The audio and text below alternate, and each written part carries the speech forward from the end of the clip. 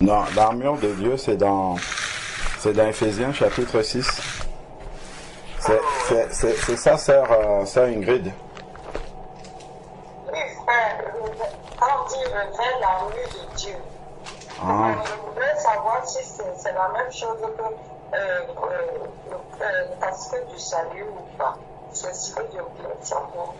Ah, le casque, en fait, quand on parle d'une armure, c'est vraiment un, comment dire, un ensemble, un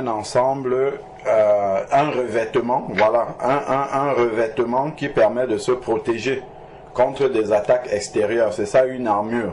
Et donc le casque fait partie de l'armure. Donc quand tu regardes par exemple à l'époque, les soldats romains, ils avaient un casque qui protégeait leur tête. Ils avaient un paravent qui protégeait le visage, et ensuite il y avait l'ensemble de la partie qui protège le corps. Et après ils avaient un bouclier également qui permettait de contrer les les attaques extérieures, les flèches qui arrivent de l'extérieur. Donc le casque est une partie de l'armure, mais ce n'est pas l'armure complète. Donc le casque n'est qu'une partie. Tu as vu dans Éphésiens chapitre 6, vous avez lu ça avant? Tu as vu dans Éphésiens 6, on a cité, si vous avez lu avant, il a été cité un certain nombre d'éléments qui constituent cette armure-là. Donc si on regarde dans Éphésiens chapitre 6, je ne vais pas réexpliquer, je vais juste relire pour donner les éléments de l'armure. Éphésiens chapitre 6 à partir du verset 13. Il est dit, c'est pourquoi prenez les armes de Dieu afin de pouvoir résister dans les jours et tenir ferme après avoir tout surmonté. Tenez ferme, ayez à vos reins la vérité pour ceinture. Donc lorsque l'on regarde dans l'armure du soldat romain, il avait une grosse ceinture ici, autour de la taille. Il avait une grosse ceinture, donc ça fait partie de l'armure qui le protège. Donc il avait une grosse ceinture, et quand on fait le parallèle dans le domaine spirituel, cette ceinture-là, ça doit être la vérité.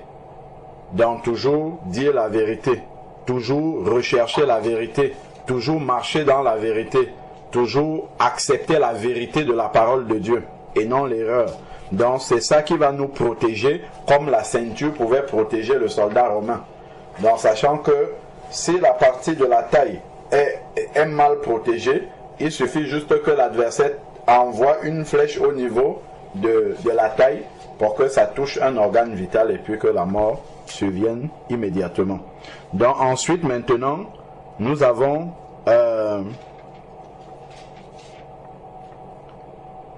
revêté la cuirasse de la justice. Dans la cuirasse, c'est aussi un élément du revêtement qui protège le soldat romain. C'est un autre élément de l'armure, la cuirasse. Et quand on fait le parallèle dans le domaine spirituel, ça doit être la justice. Un enfant de Dieu doit rechercher toujours ce qui est juste, ne pas avoir de parti pris, ne pas avoir, rechercher des choses injustes, des choses qui ne sont pas conformes à la justice.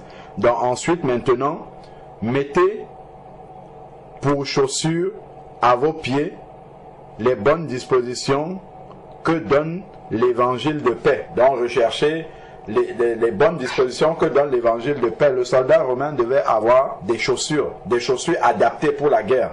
Donc ça, ce sont, lorsqu'on fait la projection dans le domaine spirituel, mettez pour chaussures à vos pieds les bonnes dispositions que donne l'évangile. Dans le cœur, pour propager la bonne nouvelle, il faut que le cœur lui-même soit bien disposé pour pouvoir répandre cette bonne nouvelle-là. Donc, la disposition de cœur et la paix dans le cœur. Et ça, c'est ce que donne l'évangile de paix. L'évangile de paix nous donne de bonnes dispositions de cœur.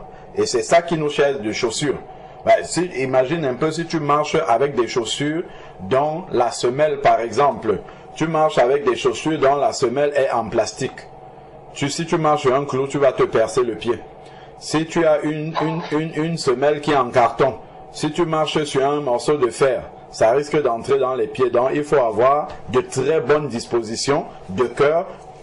Et ça, c'est l'évangile, la bonne nouvelle. C'est ça qui donne les bonnes dispositions de cœur.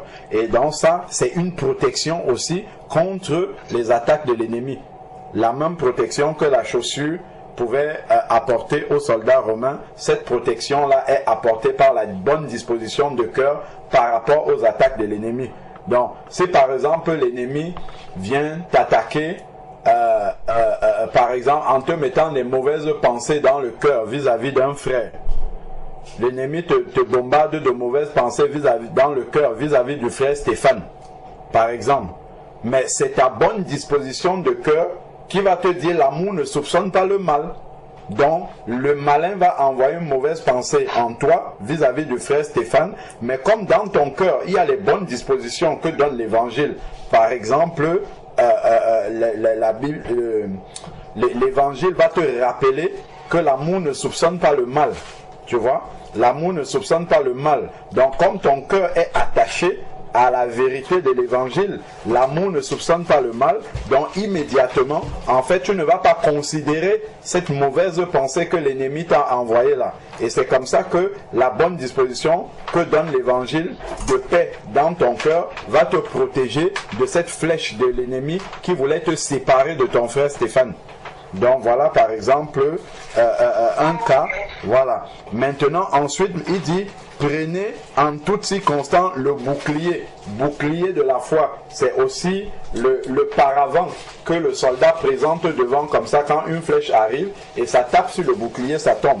Et ça, lorsqu'il fait le parallèle dans le domaine spirituel, ce bouclier-là, c'est la foi. C'est-à-dire que n'importe quelle flèche que l'ennemi envoie vers toi, si tu as la foi, ça va taper, ça va tomber. Parce que ça va trouver la résistance.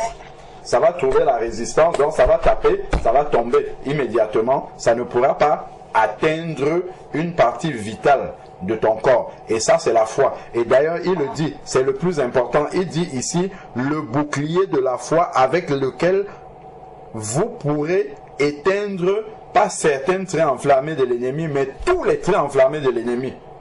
Donc, lorsque on est enraciné dans la foi, n'importe quelle flèche que l'ennemi envoie, la foi va détruire ça. Parce que quand l'ennemi va trouver la foi, il va essayer de te décourager par les mauvaises pensées. Il va essayer de te décourager en attaquant un domaine de ta vie, que ce soit la santé, que ce soit ton foyer, que ce soit ainsi de suite. Mais s'il voit que tu es dans la foi, c'est-à-dire que tu as confiance en Dieu. La foi, c'est ça. La ferme assurance des choses qu'on espère, la démonstration de celles qu'on ne voit pas. Donc, l'ennemi va venir te faire peur en touchant certains aspects de ta vie. Mais quand il verra que tes yeux sont centrés sur le Seigneur, que tes yeux ont que ton cœur a confiance à l'intervention de l'Éternel, que tu fais confiance au Seigneur, qu'il est avec toi dans tes combats, dont tu ne peux pas perdre. Dans tous les cas, quel que soit l'ennemi, quel que soit ce que l'ennemi fait dans ta vie, tu ne pourras pas perdre ce combat parce que l'Éternel combat avec toi. Il est avec toi, il est dans ta barque.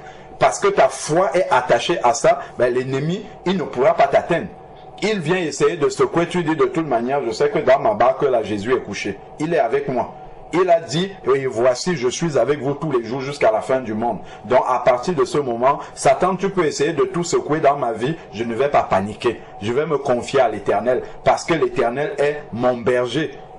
Son bâton et sa houlette me rassurent. Il est avec moi et il me conduit vers de verts pâturages. Même si toi, Satan, tu crois que tu es en train de me conduire vers ma destruction, même dans la vallée de l'ombre de la mort, je ne crains aucun mal parce que l'Éternel est avec moi là-bas. Et ça te garde dans la foi et c'est Satan qui va être découragé. Quand il va venir attaquer un chrétien qui est dans cette foi, dans cette ferme assurance-là, c'est lui qui va trembler.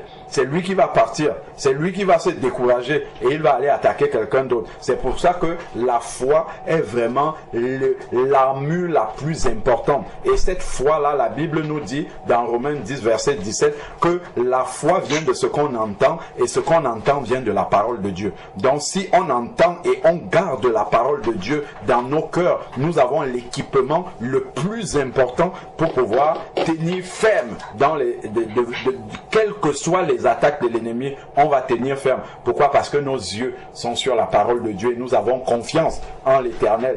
Et c'est ça qui fait grandir notre foi. C'est pour ça qu'il dit que la foi peut éteindre tous les traits enflammés de l'ennemi.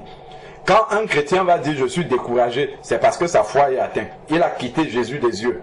C'est pour ça que le découragement vient. Parce qu'il a oublié que l'Éternel est là, que ses promesses sont toujours vraies pour lui, que Dieu n'est pas un homme pour mentir, ni le Fils de l'homme pour se repentir. Ce que sa bouche dit, sa main l'accomplit. C'est parce qu'on a oublié ça, ou que l'ennemi a réussi à atteindre notre pensée, en sorte que nous ne gardons plus l'espérance dans cette promesse de l'Éternel. Voilà comment on va commencer à paniquer. On va commencer à regarder à gauche, à droite, d'où me viendra le secours. Et c'est là qu'il faut se rappeler que le secours me vient de l'Éternel. Le secours me vient d'en haut. Et l'Éternel ne va pas abandonner son enfant comme ça en plein combat avec l'ennemi. Donc c'est parce qu'on oublie souvent toutes ces choses-là, qu'on commence, enfin toutes ces promesses-là, qu'on commence à paniquer, qu'on commence à douter, qu'on commence à se décourager, qu'on commence à s'impatienter, à regarder que non, l'épreuve a déjà trop duré, ainsi de suite. Et quand l'ennemi nous voit paniquer comme ça, il est content. Il est content, il sait qu'il nous a atteints. Dès qu'il réussit à faire en sorte qu'un enfant de Dieu ne garde plus son regard fixé sur l'Éternel, là il a réussi, il te laisse tranquille. Il sait que là il a réussi à t'atteindre. Maintenant que tu n'as plus l'Éternel en regard, tu as quitté l'Éternel des yeux, tu vas couler comme Pierre. Lorsqu'il a quitté Jésus des yeux, il marchait sur les eaux, il a commencé à s'enfoncer, il a commencé à plonger. Donc ça, il faut être conscient que la foi est fondamentale en fait pour un enfant de Dieu. Et la foi, ce n'est pas pendant un temps. La foi, ça doit être tout le temps. Et elle doit s'entretenir. La foi, on peut avoir eu la foi il y a 10 ans, aujourd'hui il n'y a plus rien du tout. Et il n'y a plus rien du tout parce qu'en chemin, on a quitté Jésus des yeux, on l'a abandonné depuis longtemps. Et là, on continue à marcher par habitude, par tradition, on continue à confesser les mots dans nos bouches, alors que la foi n'est plus attachée à ces mots que nous confessons, simplement parce qu'il reste une forme extérieure de piété, mais il n'y a plus ce qui fait la force, l'enracinement dans la foi qu'on attache dans les promesses du Seigneur.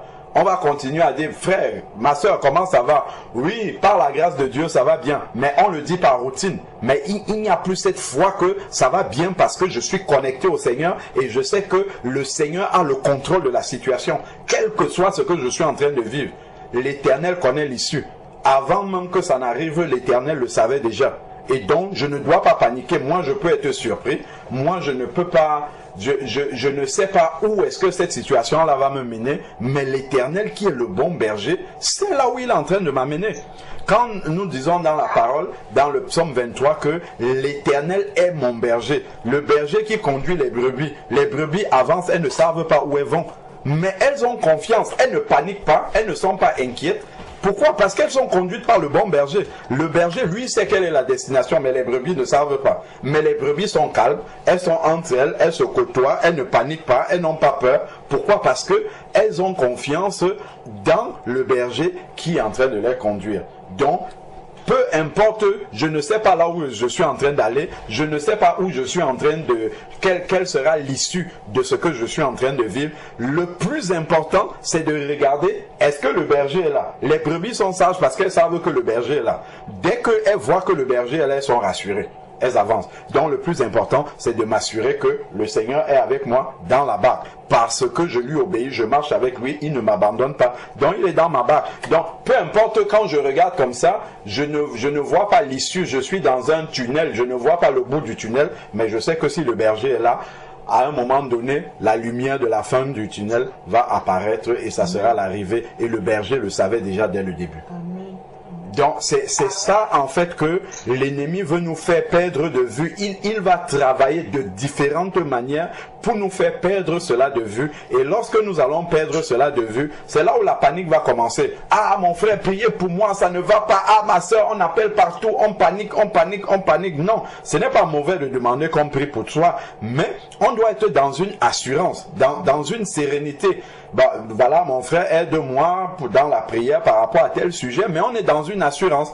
Pourquoi? Parce que bon, l'intercession des uns et des autres est importante, mais ce n'est pas du tout dans un sentiment d'appeler les frères et sœurs comme sapeurs-pompiers. Non, simplement, non. On est dans une assurance. Voilà, on a un sujet et on sait qu'on est dans une famille. Donc dans la famille, on partage les sujets ensemble. Ben voilà, mon frère, j'ai tel combat dans ma vie, soutiens-moi dans la prière. Et puis c'est tout, dans une assurance. Donc, c'est surtout parce qu'on ne connaît pas le berger qui nous guide. C'est pour ça qu'on panique. On se dit en fait que le berger n'est pas là, ou bien qu'il n'est pas capable de nous guider, ou alors que c'est nous-mêmes qui nous guidons.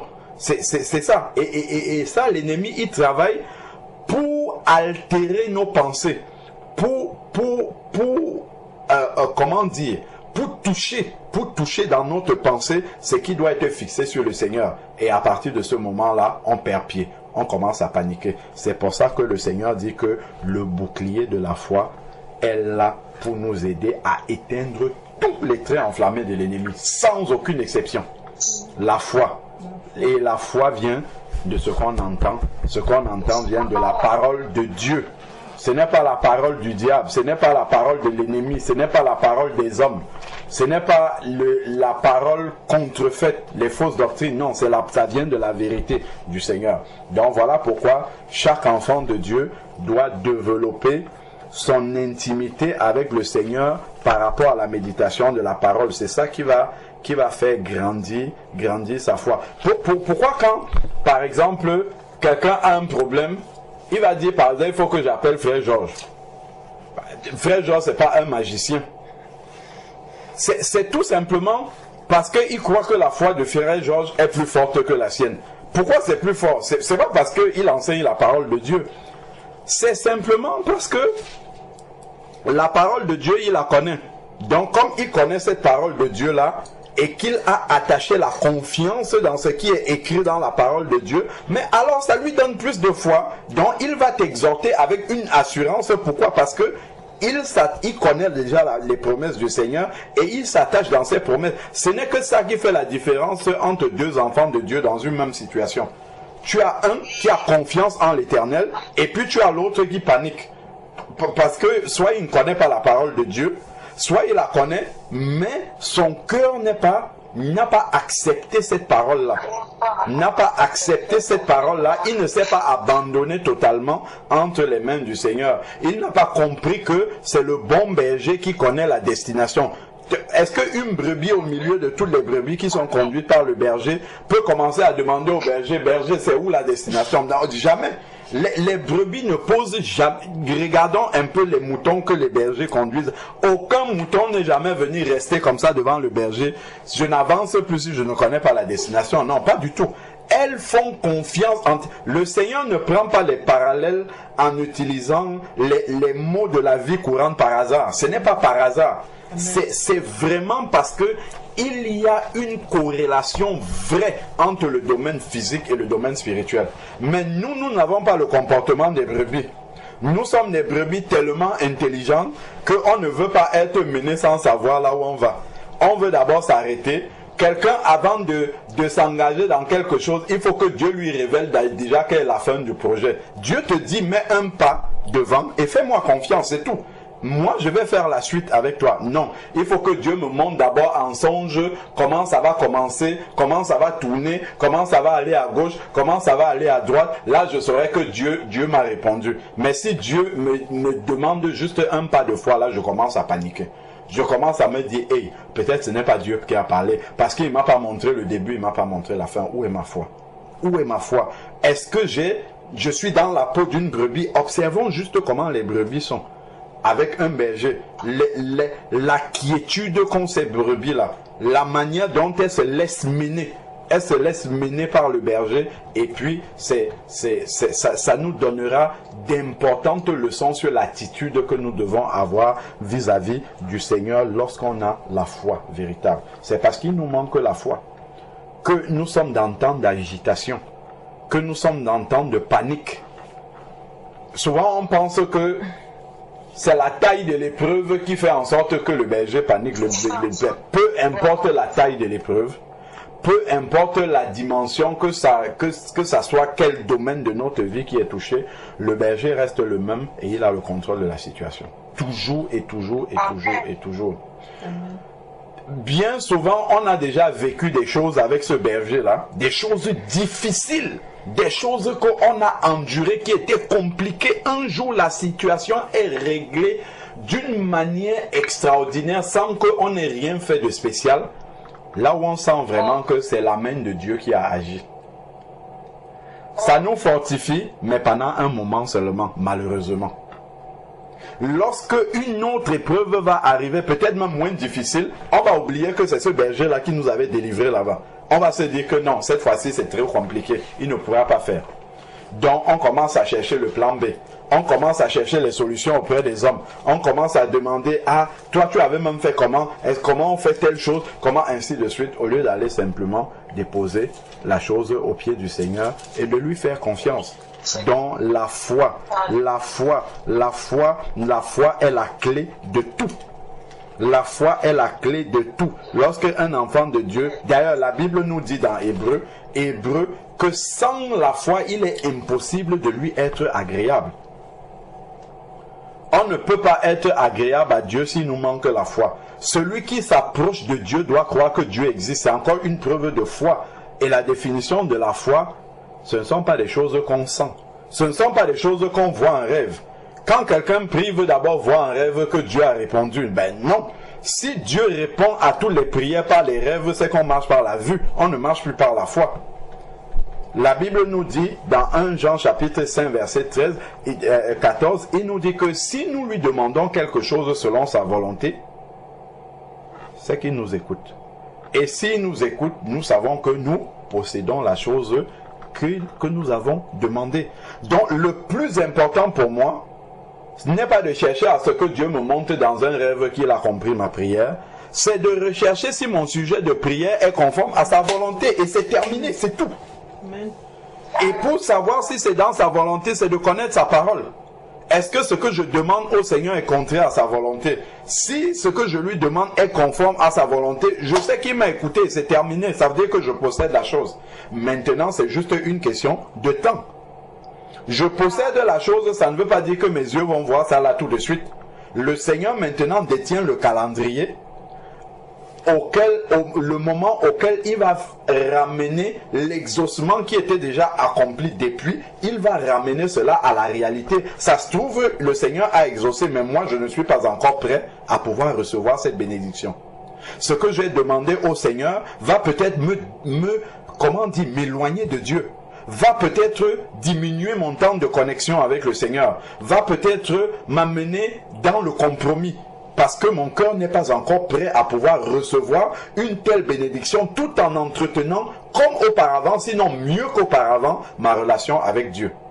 Donc Dieu, lorsqu'il voit l'état de mon cœur, il sait, même s'il a exaucé la prière, puisque c'est selon sa volonté que je lui ai demandé, quand il voit dans quelle attitude je suis, il sait que je ne peux pas encore bien gérer la bénédiction qu'il va accorder. Ou alors il a encore des choses à travailler dans ma vie avant de m'accorder ça. Pour que cette bénédiction-là puisse être mieux utilisée pour, pour le témoignage du royaume de Dieu dans ma vie, pour le témoignage de l'œuvre de Christ dans ma vie. Si le Seigneur sait que si je suis mieux préparé, si je suis mieux formé, si je suis mieux, plus mature, au moment où il amène à la manifestation physique une bénédiction, le Seigneur va attendre pour que au moment où je vais recevoir cette bénédiction, que vraiment l'œuvre du Seigneur puisse être la plus manifeste possible au moment où je vais recevoir la bénédiction. Ça se trouve, Dieu peut exaucer une prière maintenant. Il voit que tel que mon cœur est, je ne saurais même pas être reconnaissant. Je ne vais même pas m'arrêter pour dire merci Seigneur. Ben, il ne donne pas maintenant. Quand j'aurai appris la reconnaissance, c'est peut-être à ce moment-là que Dieu va donner. C'est juste un petit exemple. Il peut avoir autre chose. Je ne sais pas, dans un domaine ou dans un autre, si le Seigneur voit que je ne suis pas encore prêt pour vraiment le glorifier à sa juste valeur, au moment, enfin, si la bénédiction m'est donnée à ce moment-là, il va retarder. Donc, le calendrier appartient à l'Éternel. L'Éternel n'est jamais en retard. Il n'accorde pas une bénédiction pour qu'on se satisfaise. Il accorde une bénédiction dans une vie pour un but. Il accorde une délivrance à une épreuve par rapport à un but. Un but est toujours de nous faire grandir davantage dans la foi. Sachant que Dieu, lui, il a un seul objectif. Quand il sauve quelqu'un, il y a un seul objectif du Seigneur dans la vie de chacun d'entre nous qu'il a sauvé. Éphésiens chapitre 4, verset 13. Là où il nous dit, il donne les uns comme apôtres, comme prophètes, comme évangélistes, pour le perfectionnement des saints.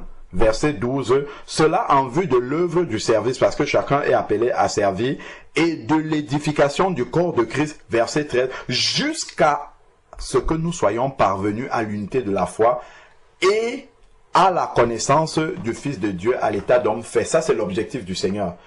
En gros, toutes ces phrases-ci veulent dire pour que Christ soit formé en nous. Ça, c'est le seul objectif. Que nous atteignions la stature parfaite de Christ. Voilà l'objectif du Seigneur pour chacun d'entre nous. C'est que chaque personne qui se soit convertie marche comme Christ marchait sur cette terre. Ça, c'est l'objectif de Dieu. Donc, quand le Seigneur va te délivrer d'une épreuve, il va toujours amener l'exaucement par rapport à cet objectif final-là, c'est que Christ soit formé en toi, c'est que Christ soit manifesté en toi, c'est que tu atteignes la stature parfaite de Christ. Donc, il va toujours faire tout par rapport à ça. Il ne va pas venir exaucer par rapport simplement à des sentiments humains comme ça, qu'il va venir faire du bien juste pour faire du bien sans que ça n'ait un objectif spirituel derrière. Ça doit toujours accomplir une œuvre spirituelle dans ta vie. Même quand Jésus vient guérir un malade, l'objectif n'est pas de guérir juste pour guérir. Il guérit pour toucher l'âme. Ça, c'est plus important. C'est que le cœur de la personne sera ouvert et donc, le Seigneur pourra plus facilement atteindre l'âme de la personne, sauver l'âme de la personne. C'est pour ça qu'il le fait. Donc, toujours un but pour que Christ soit formé dans les personnes. Toujours, le Seigneur va le faire par rapport à cela. Donc, le bouclier de la foi, nous sommes dans Éphésiens chapitre 6. La foi est capitale. La foi est fondamentale dans l'armure du chrétien. C'est la plus grande de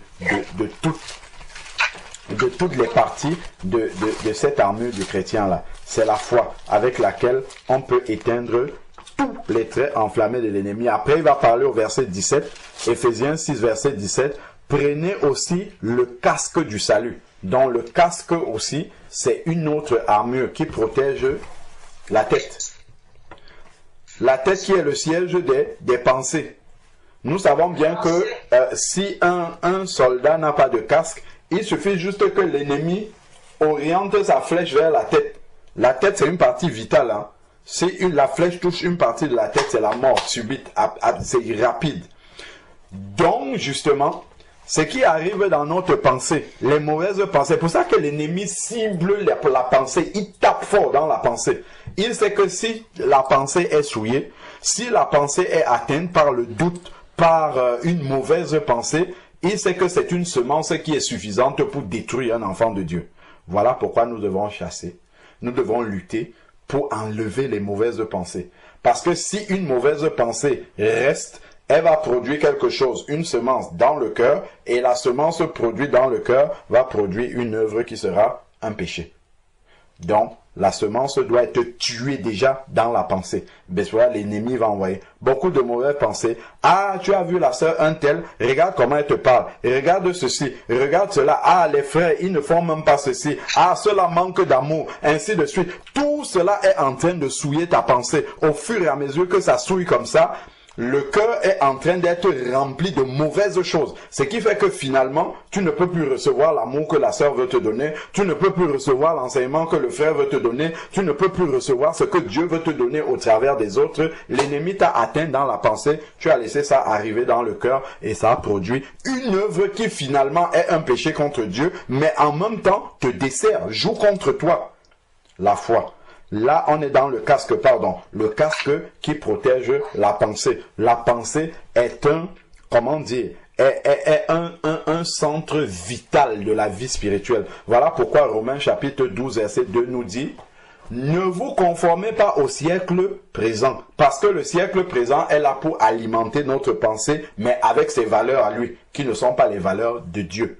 Le ciel, si on alimente notre pensée avec les valeurs qui ne sont pas les valeurs de Dieu, nos pensées étant alimentées comme ça vont nous conduire à marcher comme le monde marche. C'est pour ça qu'il dit: ne vous conformez pas au siècle présent. Donc, n'acceptez pas la pensée du siècle présent. Ensuite, il dit: mais soyez transformés par le renouvellement de l'intelligence.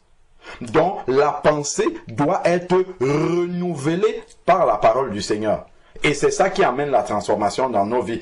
Et maintenant que notre pensée est renouvelée, il dit: afin que vous discerniez la volonté de Dieu. Donc si ma pensée n'est pas renouvelée, si ma pensée n'est pas alimentée par la parole de Dieu, je ne pourrai pas discerner la volonté de Dieu dans ma vie. Je peux rester comme ça toute ma vie chrétienne, je me demande qu'est-ce que Dieu attend de moi. Je n'aurai jamais de réponse. Parce que ma pensée n'est pas alimentée, n'est pas connectée au Seigneur. Donc, soyez transformés par le renouvellement de l'intelligence. Et on ne le renouvelle pas une seule fois à la conversion. On a renouvelé notre pensée, on reste comme ça. Non, la pensée sera constamment alimentée par les flèches de l'ennemi. Donc, s'il ne trouve pas dans ma pensée remplie déjà de la parole de Dieu, mais l'ennemi va finir par m'atteindre. Donc, le casque est très important pour la protection de la pensée. Et il dit le casque du salut. Donc le fait d'espérer dans le salut de Dieu me donne constamment d'avoir une pensée renouvelée. Ensuite, maintenant, il va dire: et prenez, et l'épée de l'esprit qui est la parole de Dieu. L'épée est un instrument aussi de combat qui me permet d'attaquer l'ennemi. Et j'attaque comme ça avec le Saint-Esprit. La prière par l'Esprit. La manifestation du fruit de l'Esprit déstabilise l'œuvre de l'ennemi dans ma vie. Donc, très important, le rôle du Saint-Esprit et de la parole du Seigneur. Qui est la parole de Dieu? La parole de Dieu me permet d'attaquer et de savoir que je suis dans la volonté de Dieu et que Dieu est avec moi dans cette bataille-là. Ensuite, la dernière arme maintenant, c'est prier en tout temps par l'Esprit. La prière. J'ai la foi et j'accompagne cela maintenant de la prière. La prière du juste a une grande efficacité. Maintenant que j'ai la foi et que je suis juste parce que j'ai été justifié par le Seigneur, ma prière, ce que je demande à Dieu, a une grande efficacité. Pourquoi elle a une grande efficacité? Parce que c'est la prière d'un juste. Et pourquoi est-ce que la prière d'un juste a une grande efficacité? Parce qu'un juste prie nécessairement conformément à la volonté de Dieu. Parce que Dieu est juste. Un juste ne peut pas prier en dehors de la volonté de Dieu. Donc il va prier conformément à la volonté de Dieu. Ça a une grande efficacité parce que Dieu l'a écouté et que Dieu a exaucé. La prière du juste a une grande efficacité. Donc nous, en recherchant à marcher dans la justice, nous rendons nos prières plus efficaces. Donc tout s'enchaîne en fait. Quand j'obéis au Seigneur, je rends mes prières plus efficaces. Quand je vais venir prier, Dieu écoute forcément parce que ça, c'est pas la prière d'un pécheur. Ça, c'est la prière d'un juste. C'est la prière de quelqu'un qui marche dans la justice. Donc, voilà, parfois, on a des prières qui ne sont pas exaucées, qui bloquent parce qu'on manque de foi, parce que ainsi de suite, ou bien simplement parce qu'on manque de justice. Tout simplement, parce qu'on n'est pas juste. On demande des choses, mais sans être juste devant le Seigneur. Donc, nous devons travailler tout cela pour que nos prières soient efficaces. Verset 18, il dit, priez en tout temps par l'Esprit. Pourquoi on doit prier par l'Esprit? Romains, ici là, chapitre 8, verset 26, si je ne me trompe pas. Pourquoi on doit prier par l'Esprit? Romains chapitre 8, verset 26. Pourquoi il faut prier en tout temps par l'Esprit? Le fait de prier par l'Esprit nous apporte une garantie certaine. Il dit ici dans Romains chapitre 8, verset 26, « De même aussi, l'Esprit vient au secours de notre faiblesse. » Donc, si je prie par mon intelligence, il y a de fortes chances que je sois dans un état de faiblesse dans la prière. Je peux me sentir émotionnellement fort, mais devant le Seigneur, je suis faible en réalité. Pourquoi? Parce que je suis dans un état qui n'est pas forcément l'état d'un juste. Donc, l'Esprit vient au secours de notre faiblesse, car nous ne savons pas ce qu'il convient de demander. C'est-à-dire que nous ne savons pas ce qui est conforme à la volonté de Dieu. Et c'est l'Esprit maintenant qui va venir nous révéler ce qui convient de demander. Ce qui convient d'être demandé, c'est-à-dire ce qui est conforme à la volonté de Dieu. Et nous savons que si c'est conforme à la volonté de Dieu, il nous écoute. Gardons un doigt depuis, je cite le verset, on ne l'a pas lu. Prenons 1 Jean, on va revenir, finir Romains 8, verset 26. 1 Jean, chapitre 5, verset 14. Ça, c'est une promesse certaine du Seigneur. Et ça encore, c'est une question de foi. 1 Jean chapitre 5, verset 14. On dit, voici l'assurance que nous avons auprès de lui. Certains d'entre nous ont des voitures. Quand tu prends l'assurance, c'est une assurance humaine même. Quand tu prends l'assurance et qu'il t'arrive un sinistre, tu ne te poses même pas de questions. Qu'est-ce que tu fais? Tu composes un numéro avec une certitude quasi absolue qu'au bout du fil, tu auras quelqu'un qui va t'apporter une solution par rapport au problème que tu as là maintenant. La voiture qui est endommagée. Ou le problème que tu as, tu es peut-être en panne quelque part. Ben, sauf que c'est une assurance humaine. Si en appelant comme ça, le téléphone ne passe pas. Si en appelant comme ça, celui qui doit répondre, tous ceux qui doivent répondre sont malades. Si en appelant comme ça, tous ceux qui doivent répondre ont un problème. Si en appelant comme ça, il y a un problème informatique dont on ne peut pas te répondre. Tout ça, ce sont des aléas qui peuvent arriver dans les assurances humaines. Mais ici, on parle d'une assurance divine. D'une assurance certaine. Tu peux même avoir l'assurance tout risque, il t'arrive un sinistre, on va te lire une petite clause qui était écrite en petite écriture en dessous là-bas, une clause d'exclusivité que tu n'avais pas lue, dont tu ne rentres pas dans les critères d'application de ce que de la compensation que tu es en train de demander. Donc ton assurance ne va te servir à rien du tout. L'assurance des hommes, mais ici il s'agit d'une assurance divine. Il dit voici l'assurance que nous avons auprès de lui. Si nous demandons quelque chose selon sa volonté, nous demandons beaucoup de choses au Seigneur, mais nous prenons très peu de temps à examiner d'abord ce que nous allons demander pour savoir si c'est dans la volonté du Seigneur. Excuse-moi, quel verset? Oui, 1 Jean chapitre 5 verset 14 à 15. Okay. Donc on prend beaucoup moins de temps à examiner. Je me souviens d'une fois, les sœurs avaient organisé un jeûne de prière avec différents sujets. Donc c'était un jeûne des sœurs dans l'assemblée, et les sœurs nous ont appelé frère Georges et moi pour participer à une réunion Skype avec elle pour préparer ce jeûne-là. Et à l'issue de cette réunion-là, les sœurs ont exposé les différents sujets de prière qu'elles avaient. Je ne sais pas, peut-être sur 10 sujets de prière, on a dû, en examinant par la parole de Dieu les sujets de prière que les sœurs étaient en train de soumettre, il y a peut-être 8 qui ont été balayés. Parce qu'elles demandaient des choses que Dieu a déjà accomplies.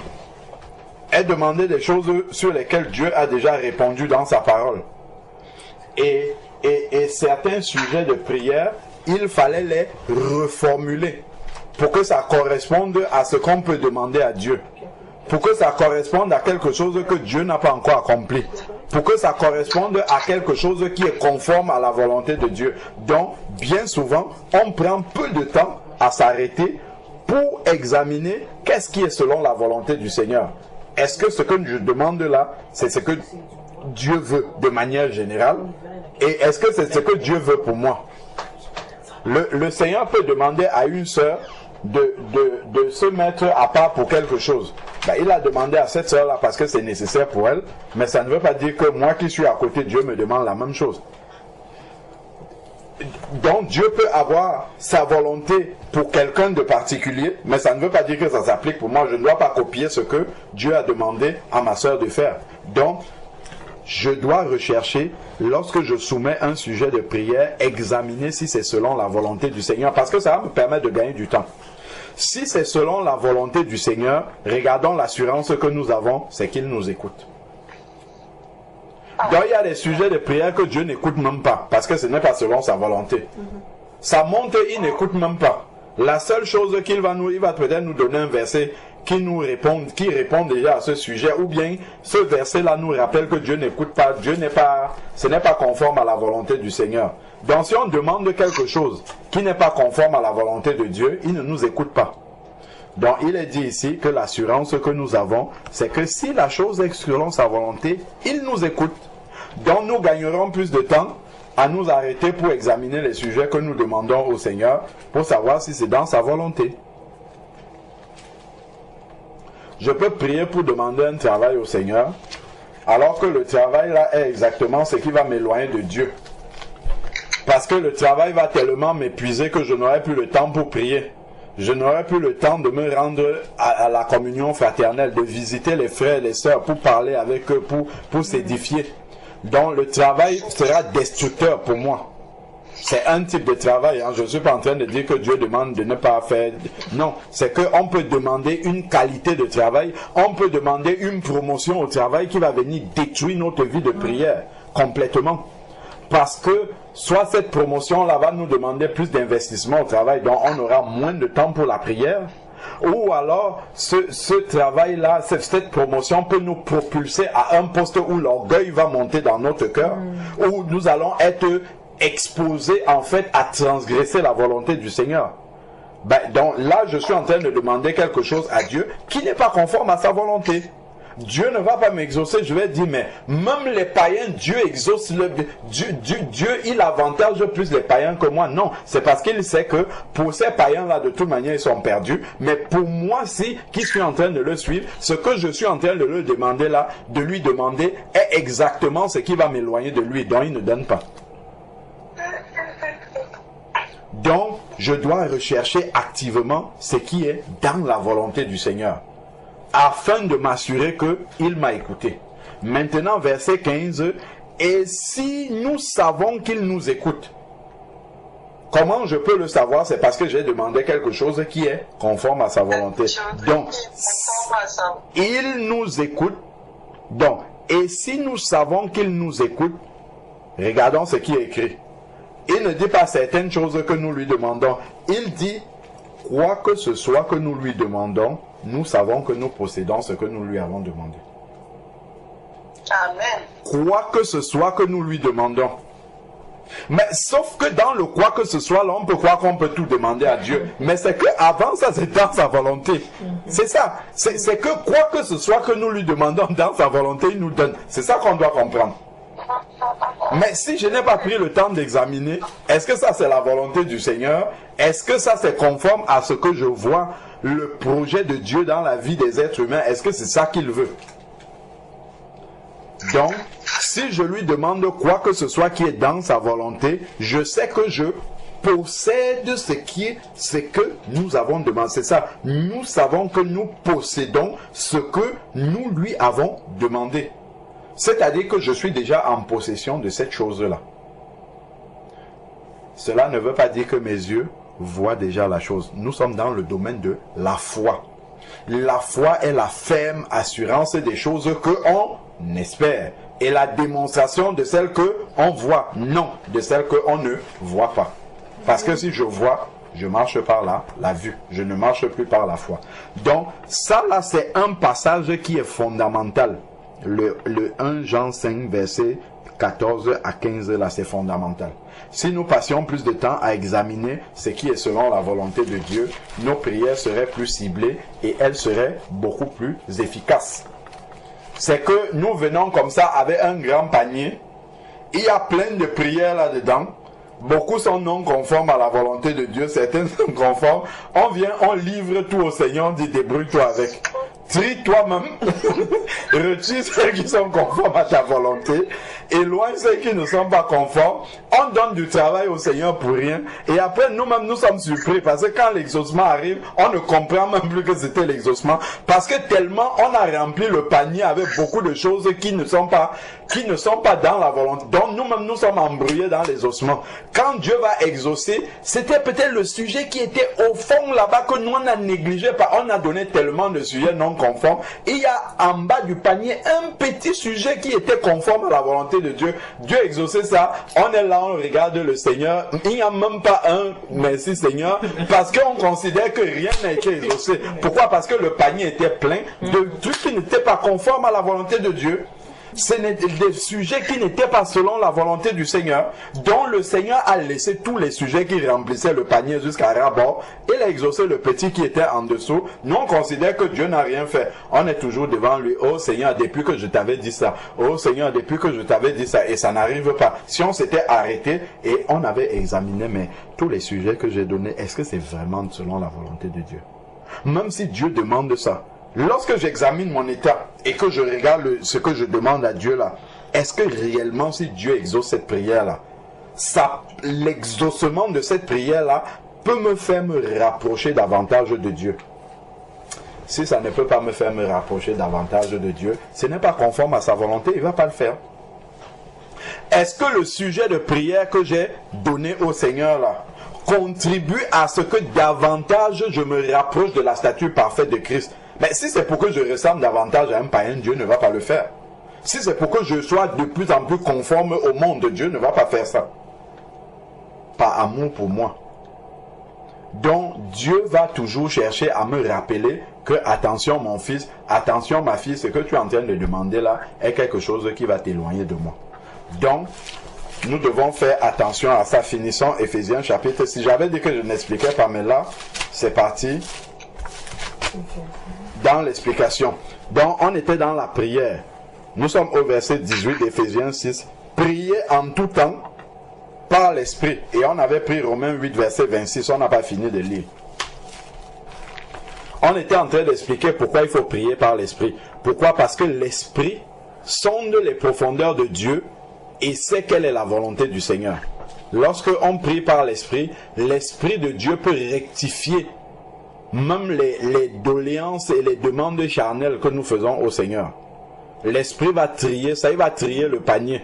Il vaut mieux que le panier soit presque vide, mais avec les sujets vrais, les sujets de fond, les sujets qui sont conformes à la volonté de Dieu, que d'avoir un panier plein de sujets auxquels Dieu n'en a que faire.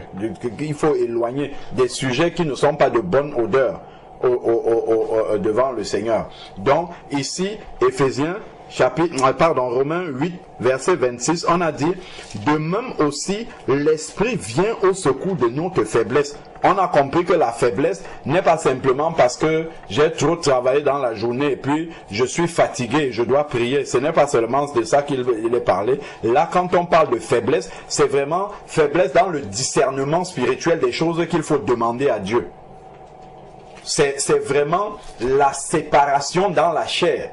Ce que nous pouvons demander de charnel qui ne sont pas conformes à la volonté de Dieu par rapport à ce qui est de la volonté de Dieu.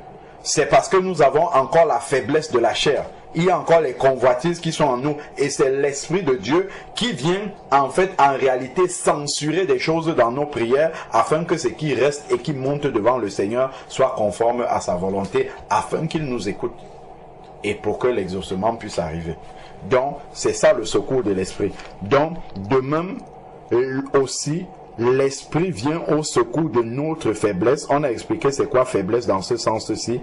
Car nous ne savons pas ce qu'il convient de demander dans nos prières. Donc, nous ne savons pas ce qui est conforme à la volonté de Dieu. Et c'est à ce niveau-là que l'Esprit vient nous secourir pour nous révéler ce qui est conforme à la volonté de Dieu, pour inspirer nos sujets de prière. Ça, c'est une bonne manière de commencer un moment de prière en demandant au Seigneur, Seigneur, viens inspirer les sujets que nous allons te présenter par ton Esprit. Que ce soit ton Esprit qui inspire nos prières, pour que la chair ne vienne pas se mêler dans ce que nous sommes en train de présenter devant toi. Seigneur, inspire nos prières. Seigneur, inspire toi-même les sujets que nous allons te présenter. Parce que nous reconnaissons que nous ne savons pas ce qui est conforme de te demander. Et nous devons croire, puisque c'est la volonté du Seigneur, nous devons croire que l'Esprit de Dieu va aussi inspirer ces prières-là. Donc, nous ne savons pas ce qui convient de demander dans nos prières, mais l'Esprit lui-même intercède par des soupirs inexprimables. Et celui qui sonde les cœurs connaît quelle est l'intention de l'Esprit. C'est selon Dieu qu'il intercède en faveur des saints. Donc on voit que l'Esprit de Dieu, quand il inspire des prières, c'est lui qui dépose les sujets sur nos lèvres pour que nous les prononçons. Et ça, c'est forcément selon Dieu. Les sujets sont selon Dieu, c'est-à-dire conformes à la volonté de Dieu. Et là, nous voyons l'exaucement. Finissons le verset 18 d'Éphésiens 6. On a dit prier en tout temps par l'Esprit. C'est ça qu'on était en train d'expliquer. La prière par l'Esprit, c'est pour rechercher les sujets qui sont conformes à la volonté du Seigneur. Avec toutes sortes de prières et de supplications, veillez-y avec une entière persévérance.